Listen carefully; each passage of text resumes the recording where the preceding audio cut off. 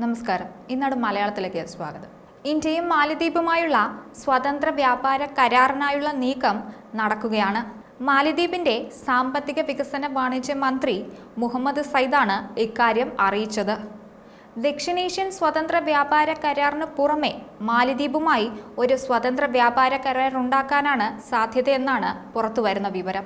ഇന്ത്യയും മാലദ്വീപും തമ്മിലുള്ള നയതന്ത്ര ബന്ധം വഷളായിരിക്കുന്ന സാഹചര്യത്തിലാണ് ഇന്ത്യയെ അനുനയിപ്പിക്കാനുള്ള നയങ്ങളുമായി ദ്വീപ് മുന്നോട്ടു പോകുന്നത്.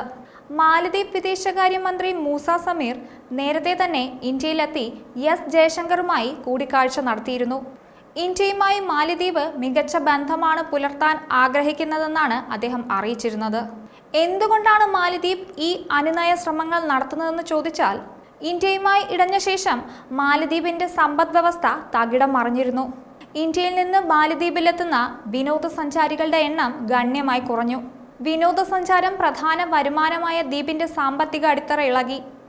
ഇന്ത്യയില്ലാതെ മാലദ്വീപിലെ വിനോദസഞ്ചാര മേഖലയ്ക്ക് പിടിച്ചു നിൽക്കാനാവില്ല എന്ന തിരിച്ചറിവിൽ നിന്നാണ് ദ്വീപ് അനുനയ ശ്രമങ്ങളുമായി ഇപ്പോൾ എത്തിയിരിക്കുന്നത്. പ്രധാനമന്ത്രി നരേന്ദ്രമോദിക്കെതിരെ അപകീർത്തിപരമായ പരാമർശങ്ങൾ സോഷ്യൽ മീഡിയയിൽ മാലദ്വീപ് മന്ത്രിമാർ പങ്കുവച്ചതിന് പിന്നാലെയാണ് ഇന്ത്യ മാലദ്വീപ് ബന്ധം മോശമായത്.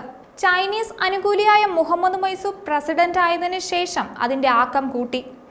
എന്നാൽ ഇന്ത്യയുടെ പിന്തുണയില്ലാതെ മാലദ്വീപിന് നിലനിൽക്കാനാവില്ല എന്ന് മനസ്സിലാക്കിയപ്പോഴാണ് ദ്വീപ് ഇന്ത്യയെ ഒപ്പം നിർത്താൻ നോക്കുന്നത്.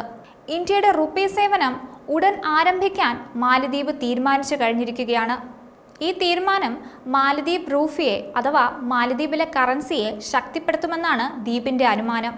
ചൈനയുടെ വാഗ്ദാനം വേണ്ടെന്ന് വെച്ചാണ് ഇന്ത്യയുടെ ഡിജിറ്റൽ പേയ്മെന്റ് സംവിധാനം മാലദ്വീപ് നടപ്പിലാക്കുന്നത് എന്നത് എടുത്തു പറയണം.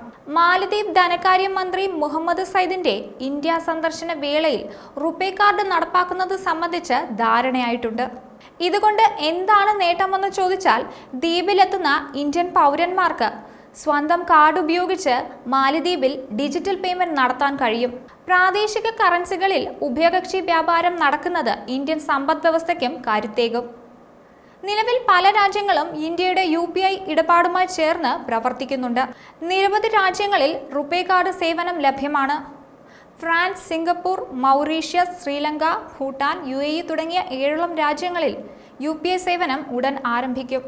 നടപ്പ് സാമ്പത്തിക വർഷത്തിൽ ഇന്ത്യ മാലദ്വീപിന് 400 കോടി രൂപ ഗ്രാന്റായി നീക്കിവെച്ചിട്ടുണ്ട്. ഇത് 2024 സാമ്പത്തിക വർഷത്തേക്കുള്ള മാലദ്വീപിന്റെ ബജറ്റിന്റെ 1.5%.